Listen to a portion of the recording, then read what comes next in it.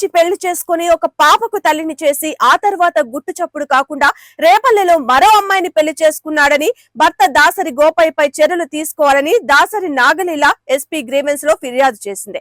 తల్లిదండ్రులు లేని తనను ప్రేమ పేరుతో వంచిన గోపయ్య అతని కుటుంబ సభ్యులు తనపై అమానుషంగా దాడి చేసి తీవ్రంగా అవమానించారని గ్రీవెన్స్ వద్ద కలిసిన మీడియా ముందు ఆమె ఆవేదన వ్యక్తం చేశారు.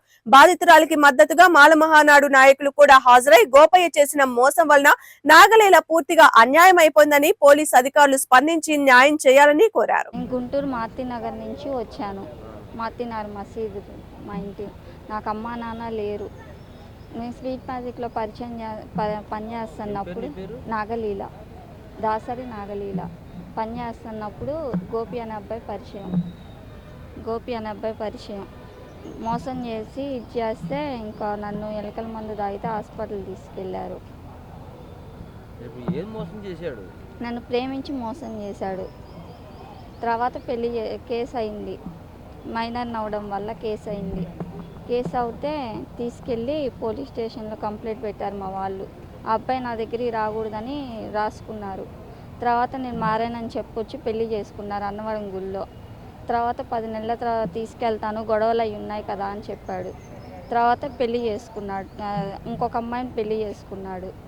పెళ్లి చేసుకొని పట్టపురం పోలీస్ స్టేషన్లో కంప్లైంట్ పెట్టాను. 4 సంవత్సరాలు అవుతుంది. కంప్లైంట్ పెట్టాను. 4 సంవత్సరాల నుంచి చూసుకుంటున్నాడు. ఒప్పుకున్నారు. పట్టపురం స్టేషన్లో కంప్లైంట్ పెట్టాను. అబోషన్లు అయినాయి, గొడవలు అయినాయి, చాలా అయినాయి. 4 సంవత్సరాల నుంచి అమ్మాయిని పెళ్లి చేసుకుని నేను చూసుకుంటూనే ఉన్నారు. 4 సంవత్సరాలు నా పాపై. ఇప్పుడు నీకు మరి కంప్లైంట్ ఎవరు ఎందుకు వచ్చారు? మొన్న 6 నెలల క్రితం నన్ను వదిలేసి ఆ అమ్మాయి దగ్గరికి వెళ్ళిపోయి రేపల్లెలో ఉంటున్నాడు. అడగడానికి నా పాప పరిస్థితి నా పరిస్థితి ఏంటని అడగడానికి వెళ్తే వాళ్ళ భార్య, రెండో భార్య, వాళ్ళ అమ్మ నాన్న అందరూ ఇంకా మిగిలిన మనుషులు అందరూ కొట్టి నన్ను కడుపులో ఇదంతా తన్ని చాలా 100 రూపాయలు ఇస్తాం, 50 రూపాయలు ఇస్తాం అని రోడ్ల మీద కూర్చోబెట్టి చాలా ఉమ్ములూసి చాలా దారుణంగా ఇచ్చేశారు. పట్టాపురం స్టేషన్లో పడిపోయి ఉంటే తీసుకెళ్ళి వదిలిపెట్టేసి వెళ్ళిపోయారు. కంప్లైంట్ ఇవ్వడానికి వచ్చాను. నాకు నా పిల్లకి న్యాయం జరగాలని కోరుకుంటున్నాను. నా పేరు సొంగ వెంకటరమణ, మాల మహానాడు ఆంధ్రప్రదేశ్ రాష్ట్ర కార్యదర్శిని.